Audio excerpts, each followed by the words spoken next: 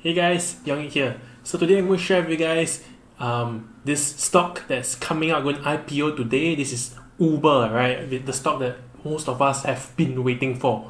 Uber Technologies is coming IPO tonight, alright? So should we buy Uber? Now let's take a quick look.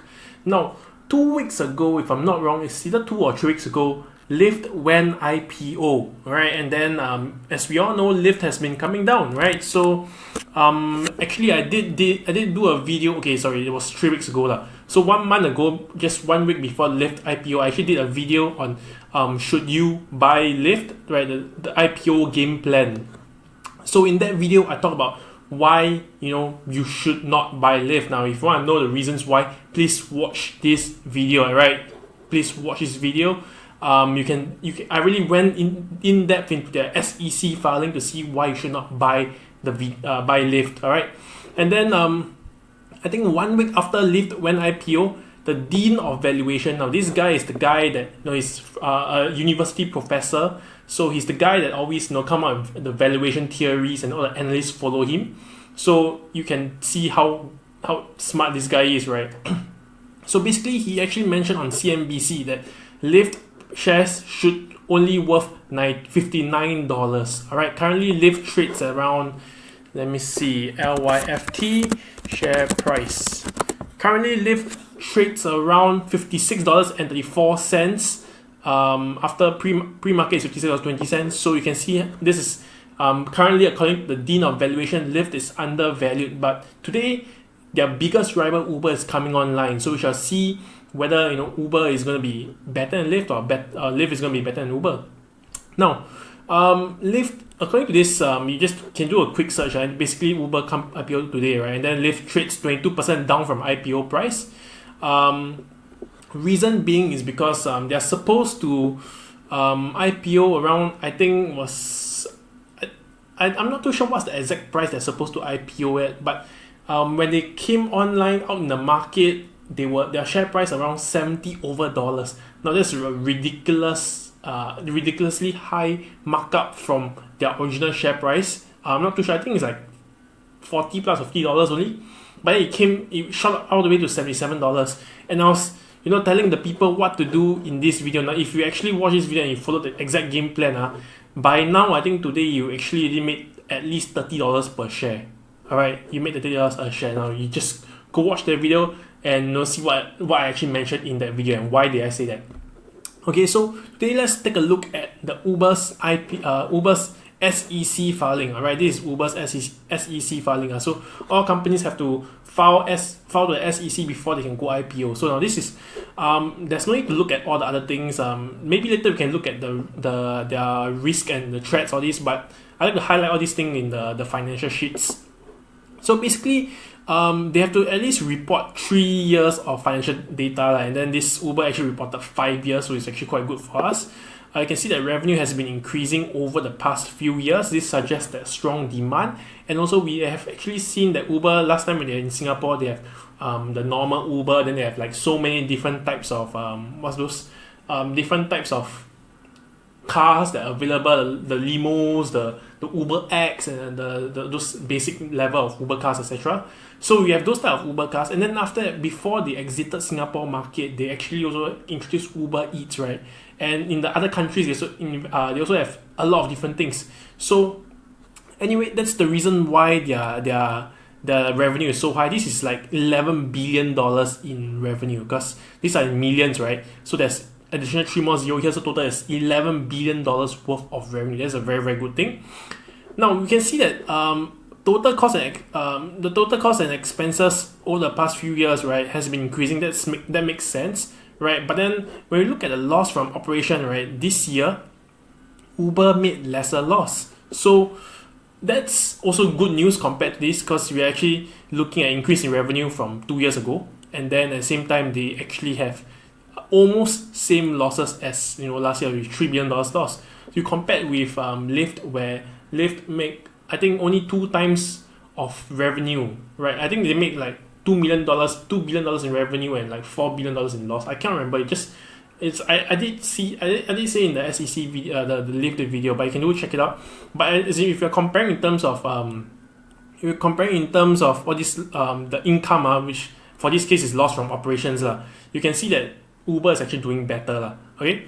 Then we also see that huge things that actually stand out, right? At the end of the day, the net loss is positive, positive by almost $1 billion. Now, how is it possible? When we take a look at it, there's this other income expenses net, all right? This one was actually positive here. Other years were negative, all right? Then we also see that this part, net income loss from continuing operations. So this was also positive here, where others is all a loss. So these are the things that actually contributed to Uber making money last year.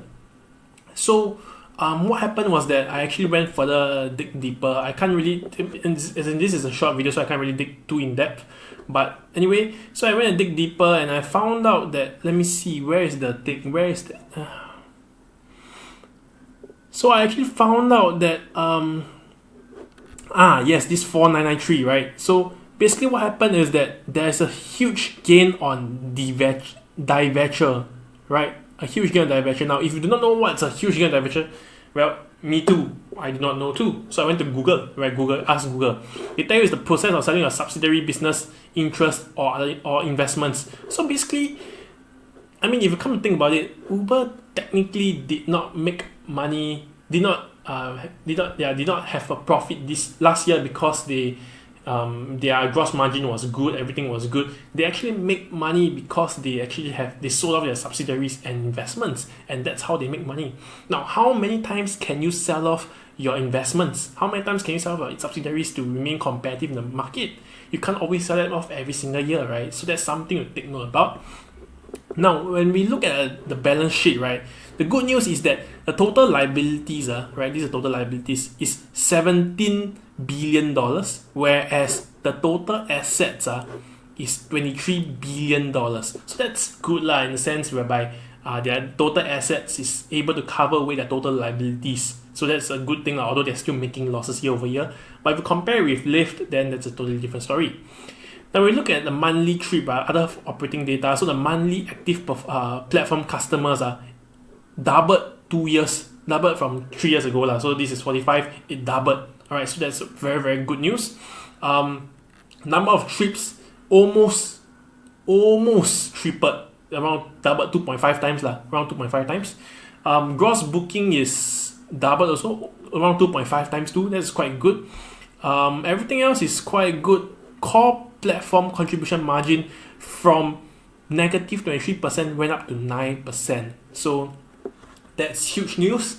Adjusted EBITDA actually was performing better, so it's also another good news here. So everything you can see that technically, as much as we can blame on all this, we can use all this other income, this 4 point down here, this 4993 to actually say that Uber actually make money and all through all these divestment. How many times can you divest, all this kind of thing, right? But the thing is that their performance matrix is actually doing better, so that's good news. That's plus point there.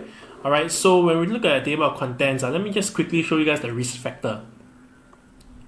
Now, for Uber, they face competition in this personal mobility. They're actually going personal vehicle wise and ownership. So some of the analysts actually say that it's impossible to make Americans and all the other Europeans and all the other countries to give up their car and then use Uber, because end of the day they live very far apart, from town to town or from town to a supermarket, etc. So they need a car, and it's almost impossible for them to give up on a car. So that's one thing. Second one is Uber Eats. Now Uber Eats face competition from Grubhub, DoorDash, Deliveroo, Swiggy, Post, all this you can read for yourself. But anyway, Grubhub yesterday just announced earnings. They reaffirmed their guidance for the second quarter of 2019. So that's a huge competition. That's in terms of Uber Eats. Now Uber also faced competition from Lyft in US. That's one thing. And then down here, Lyft. Alright, so there's also they also face competition from Grab. So they face a lot of competition everywhere because they're doing everything. Then after things that we don't know, I also didn't know until I read this, was that Uber Freight also there was something there. It's called Uber Freight. So they actually face competition from the XPO Logistic, Convoy, DHL, all these kind of things. So they are facing competition every single places, every single dimension, So it's going to be competitive for Uber, right? It's going to be very, very competitive for Uber. Now, Uber is set to go to IPO around $44 and $50 per share. This is based on Channel News Asia, so you can expect it to be quite legit. But the thing is that PayPal also plan to invest $500 million in Uber Technologies before they actually IPO, the private IPO. Now, this was actually revealed 1 hour ago. So what happens is that if you have like a huge amount of money and all, if you're loaded, technically you can go through those small little schemes to actually invest in the pre-IPO. Alright, and then we as retail investors, we have little money, right? So we invest in the post-IPO. Alright, so they plans to invest $500 million, and then we can expect to see LYFT. You can expect to see Uber's share price going up. So probably I think they will IPO around like $80 or $90. So that's going to be a ridiculous amount, same as LYFT.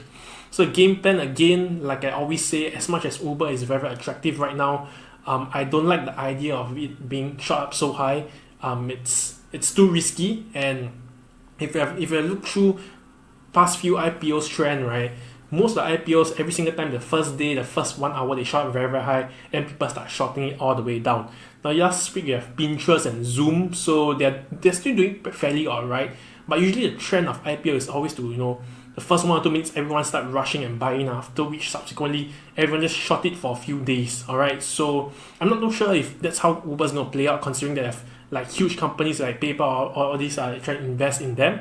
But the thing is that let's not try to jump the bandwagon so fast, considering that there's still a company that's making so much losses, and they only make profits because they've divested. They actually sold out the subsidiaries. Alright, so I would strongly advise you to watch and stay away and watch first. Look out for opportunities and then enter the market. Alright, so thank you very much for tuning in. This is Yong Ek. Bye bye.